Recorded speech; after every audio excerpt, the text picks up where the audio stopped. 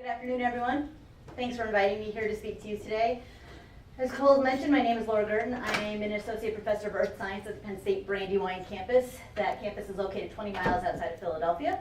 We like to say we're the campus without the football team when people ask where Brandywine is. So I came in, I'll give you a little bit more about myself and how I came into this fellowship. I'm the only geologist at my campus, and we are, even though we do have a handful of four-year degree programs, we still primarily are a 2+2 feeder school for the campus up here, so most of our students spend just the freshman and sophomore year getting general education courses out of the way before they transfer to complete their majors. As the only geologist, I teach primarily just intro-level GN courses, students that are trying to get the gen eds out of the way. So they're coming to my courses with wonderful attitudes and desires to learn science, let me tell you. So it's always been a little bit of a struggle.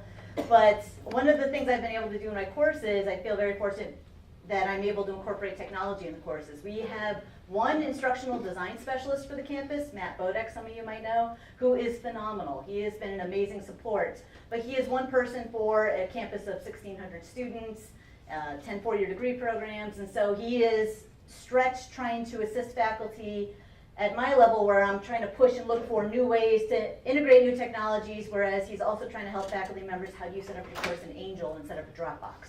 So it's quite a range of directions he's going in, and so this fellowship really offered me the opportunity to take my work in the classroom to another level that I haven't been able to do. It's just really opened up so many more doors and opportunities for me, and it's been amazingly exciting. As Cole mentioned, I had an amazing team assigned to me to work with this summer. Chris Stubbs was the leader, Chris Millay, and TK Lee.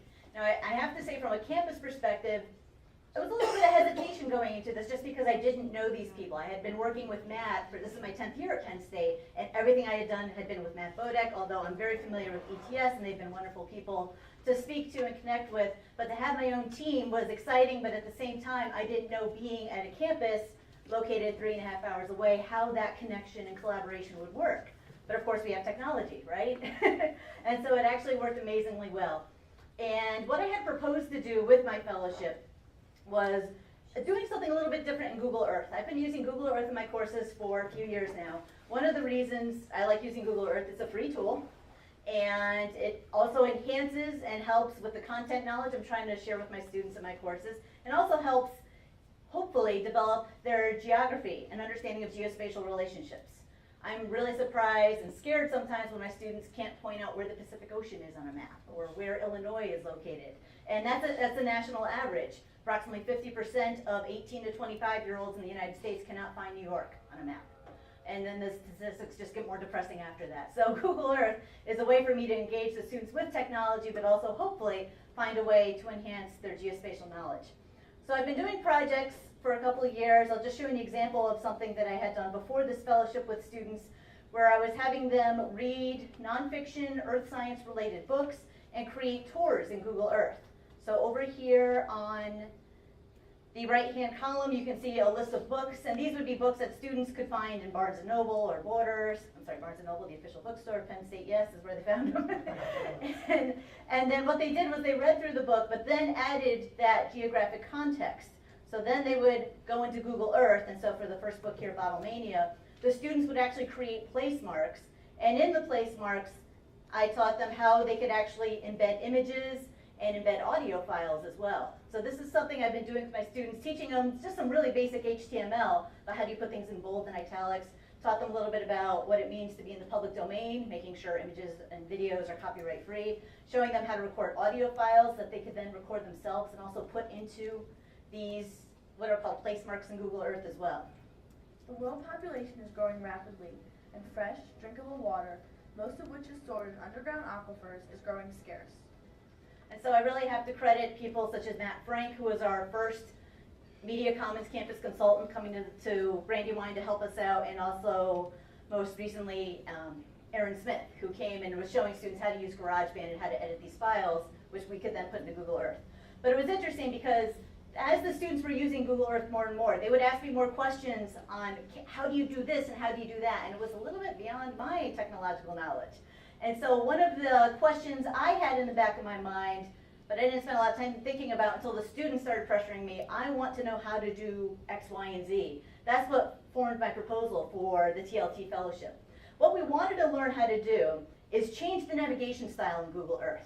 When people go through Google Earth and they're looking at the satellite images or they're searching for their house or whatever, the navigation scheme is all on the left-hand side.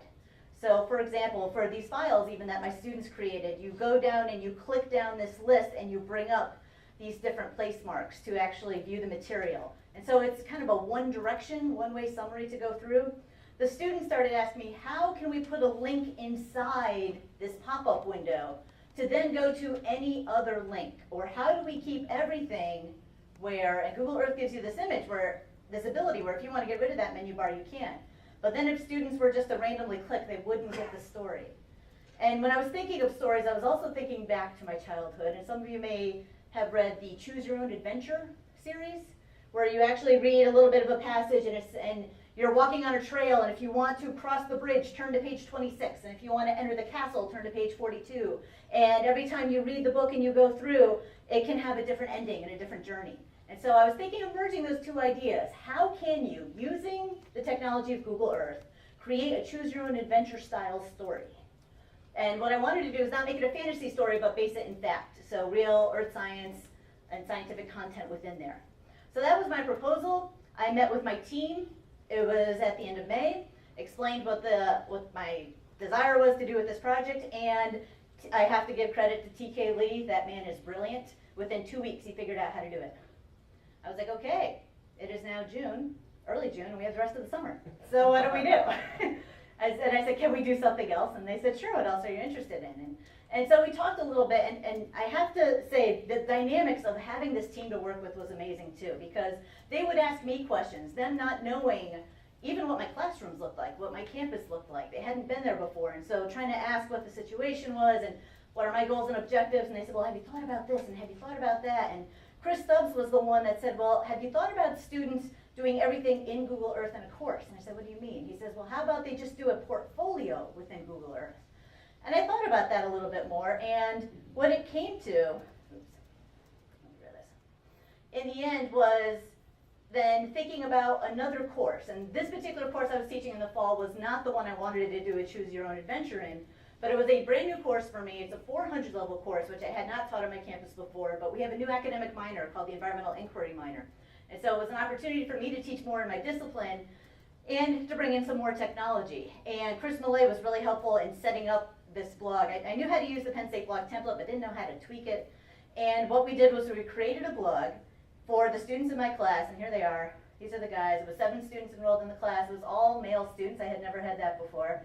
It was an amazing group of students, though. They were really wonderful, clicked really well with each other, were really supportive. And what each student did, and I used the blog to deliver the course in essence, including I embedded videos in there, of course had some text in there for them as well.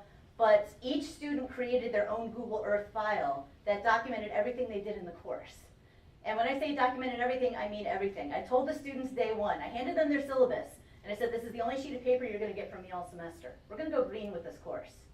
I said, it's still Penn State policy that I have to distribute a paper copy of the syllabus, so therefore you're getting the paper copy. However, I said, I'd like to do everything online and use audio and video with the course. And with the funds available from the TLT Fellowship, I purchased digital voice recorders for each of the students. This was a really nice model too, because it records everything as an MP3 file, and then it has a built-in way for you to just plug it into a USB port. And then they went into GarageBand to edit their files, and I'll show you again in a bit that yes, they could then embed their audio files into Google Earth, and they placed the audio files geographically depending on what they were discussing. So if it was an audio file talking about Yellowstone National Park, they could put their place mark there, for example. I also purchased video cameras for the students. I did get flip cameras. I instead got the Kodak ZI-8s because they could also take photos as well as video. And I didn't want to purchase cameras on top of that, and I didn't want them using their cell phone cameras, just because I wanted something that was a little better resolution. So armed with video cameras and digital voice recorders that I loaned out to them, made them sign their life for it, but I loaned it out to them, and none of them got damaged. They were nervous, excited about it. We did as many courses outdoors as we possibly could too, and each of the students then, bring back my menu bar, came up with some pretty amazing projects. So I'm just going to show you they created folders in the column listed to what are the different subjects that we talked about. The pins, again, were placed geographically depending on what the subject was in their audio file. The videos we uploaded into YouTube that then the students were able to embed. So one of the places we visited, because the course was themed on fire, we had to go to Centralia, Pennsylvania, the town that's burning underground, which some of them questioned me if that was a good idea to bring students to a town that is going to collapse underneath them, but but then we went, took photos, shot video, and they kind of put together a little mini documentary of what's left of Centralia, which is not much.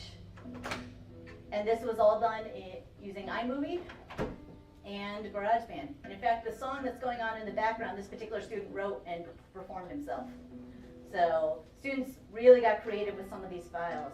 There's another file in here where, when we were talking about public lands, and we were talking about John Muir and Teddy Roosevelt kind of going off in the woods and having campfire conversations, and the students would alter their voices in the audio file. Well, Mr. President, I'm John Muir, and I'm here to say, and it's, well, Mr. Muir, I would like your opinion on, and they would change their voices and pretend that they were having conversations with multiple people. So they really got creative. I would say there was only one student in the course that, through the whole term, wrote every word down, word for word, before recording it in the voice recorder. But towards the end of the semester, almost all of them kind of came around and had this comfort level of not doing anything on paper. Any assessment was done purely based on these audio files that they created and the video files, and most of it was audio files. So this is what would be in a pin. They like the jingles. They were big fans of that. These are my reflections on the Big Burn, Chapter 1, A Peculiar Intimacy. And then each of the files goes through there. And I have to credit Chris Millay for helping me figure out how to get a player within each of these as well. So this was not a direction I ever would have thought going in with my courses before. Doing something completely green, which I should do as an earth scientist, but also having completely a course portfolio. Each student now has, in essence, a course portfolio that they've created documenting everything that they learned in this particular class. So for me, that's been exciting, and I'm going to continue with this model again next fall. I think the theme of the course is going to be water instead of fire. And I already have some of the students in the class saying, I want to do this again. This was so different. This was so innovative. And I think they're really appreciating having the access and the ability to use the technology in there. So to continue with what Cole had mentioned, am I okay on time? Okay, thanks. This actually came out from the very first day the TLT fellows came together for a dinner. Cole brought us all together. We went to Otto's, and I was sitting across the table from Ann Clements. And I didn't know many people at the table. I was next to Chris, though. It was delightful sitting next to you. And Ann was across from me, and I was like, oh, hi, how are you? Who are you? What are you doing? And she was saying, oh, you use Google Earth. She said, you know, I would love to use that with my music students, because in the elementary school classroom, we're still using transparencies. And we're putting up a transparency with a map of the United States and showing students this music style comes from this place, and now I'm going to play you a clip of that music style, and now I'm going to show you a photo from that place. She said it's completely disjointed. It is not joined together, it is not a fluid delivery within there, and it's hard for the students to connect with this material. And I said, well, you could do it in Google Earth. And I thought about it more after the dinner, and then my next visit up here to State College, I met with Ann and I showed her a couple of different examples, some things I had thrown together in Google Earth, of how you could use Google Earth to embed the photos and the music clips all in one pushpin that then could help the student zoom across the globe to that geographic location. And she said, well, we've got this great database with the Smithsonian music clips, and so her and I were going back and forth, and she had one of her graduate students working primarily with one of my undergraduate students. So what I also liked about this model was it wasn't just Ann and I, two faculty from completely different disciplines at completely different campuses, but we have students, an undergraduate and a graduate, who have still to this day never met each other. They have only talked on the phone, they have only emailed, and what they have developed is amazing. So they have a whole series of projects that are still coming together. We have a few more that are coming out, but that are based in different geographic regions or based on different instruments and such, and they're putting together teacher guides to help teachers actually implement this in the classroom as well. So I'll just click on one of them here to give you an example.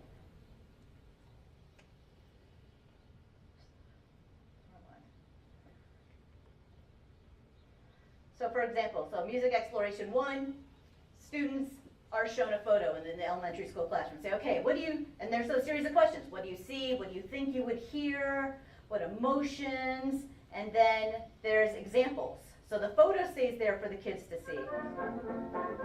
Okay, is that the correct music clip? Is this this one the correct music clip? Or is this one the correct music clip? And if you can imagine an early elementary school classroom, the kids would be cheering, sing and sing. You hope they're cheering to sing and sing. And then the teacher can click and boom, the music clip will play again, and it will bring them to that particular area of the globe. And then in the teacher's guide, there's more information as to what layers they could activate in Google Earth to see what's in that region. So that's one quick example of what they've done.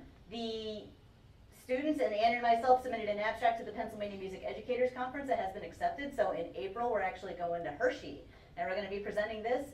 And I know the undergraduate and graduate student are also going to be working on a publication to come out of this too. So it's been really exciting. This is also motivated, by the way, this undergraduate, she's only a sophomore right now, so she did this in the summer after her freshman year. And this actually has inspired her to think of where she wants to continue with maybe some further undergraduate research projects that are interdisciplinary, combining the humanities with technology. And that's, I think, one of the best outcomes that you can see for students to get excited and inspired and to continue moving on and bridging these different disciplines together.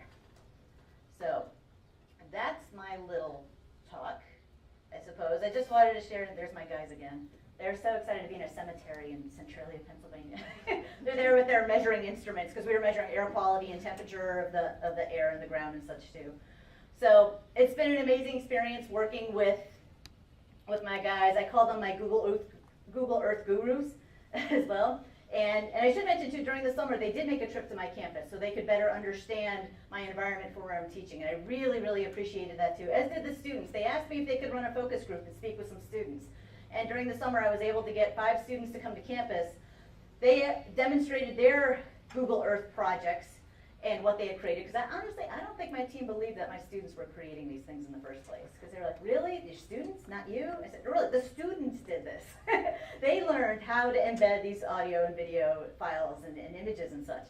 And so the students, it was great for them, believe it or not, to have someone from University Park care about them too. Because there's such a disconnect for the students between the campuses. And for Brandywine students to have important people from University Park, I didn't tell them it was just Chris, and TK, but these people want to hear what we have to say and want to see what we've done. And it was such a huge ego boost for my students. And Chris even kicked me out of the room so he could talk to the students in private to see what was really going on.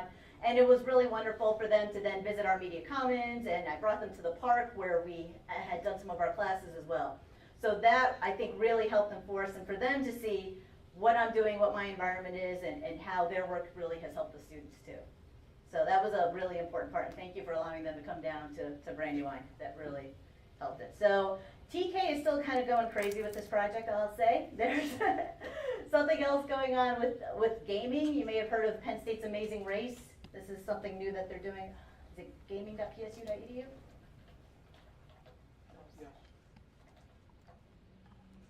So what we found when we were looking through for just information and other files that are online, so projects maybe? Oh, I'm sorry, I should have brought this up sooner. Let's see if I put here. So TK found a program that was already on Google's website where it was, a country would flash up and it would say, okay, find this country. And you as the user would have to move the Google Earth globe around to hover your little cursor over that country, and it would say, great, you found it, now find this country. And so what we did was customize that though, so I could actually have my students find particular locations that I wanted them to be familiar with.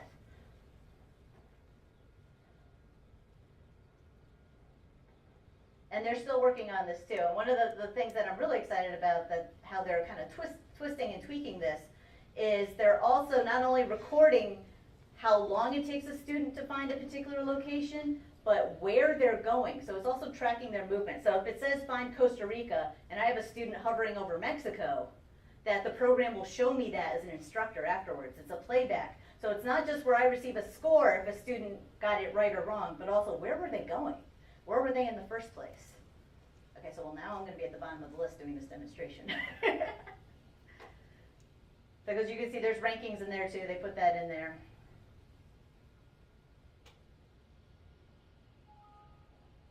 So there's rules, move your little square, so that's a particular location, but it will time you out if it takes too long to find a spot.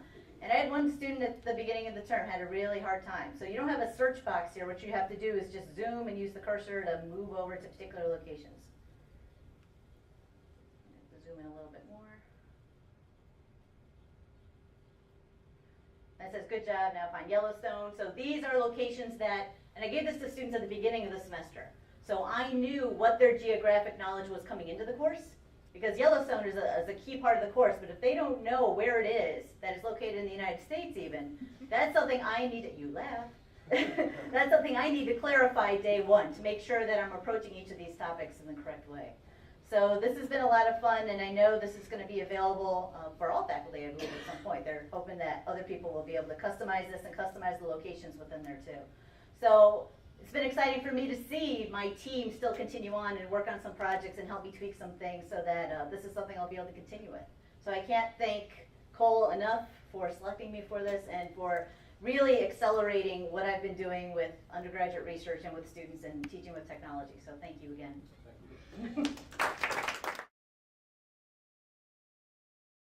I'm just curious how long it took your students to go up to speed with Google Earth. With Google Earth? Yeah. Not long, considering most of them had not used it before. Only students that had had me in the past were comfortable with it. And even the students that said they were anti-technology, oh, I hate technology, I can't do anything besides Microsoft Word, they actually found that it's pretty intuitive. You've got the zoom and the navigating, and you can just move your mouse back and forth. So with Google Earth, they were pretty quick with it. What might have taken a little bit longer is getting comfortable with embed codes. Sure. Because the embed code for the audio, if I can bring that up, is open up one of Ben's audio files. It's a little more involved. So this here scared a lot of them. And some of them told me, I'm not in MySpace, but apparently in MySpace, if you want to put things in bold or italics, the students do the bracket, the B in the bracket. So they were already comfortable with codes. They had used them before, so they understood what that was. Then when you get things that are a little bit more detailed, it threw them off a little bit. Copy and paste, they were comfortable with that after a while. So we had very, very few glitches, I would say, where students were banging their head against the wall. I cannot get this to open. I cannot get this to embed. So, yeah. Did Matt help with that? Your local IDs? I tried to tap into my team as much as possible. I kept Matt in the loop on everything because I know if anything was going to crash and burn, the first person I would turn to would be my campus person. But Matt actually has since used some of this stuff as well and shared it with other faculty members on campus. So yeah, that's the idea, right? To help disseminate this so that others can catch on. So it'll be interesting to see where we go next with this. It'll be really interesting. Anything else? Thank you, Laura. Thank you very much. Thank you. Yeah.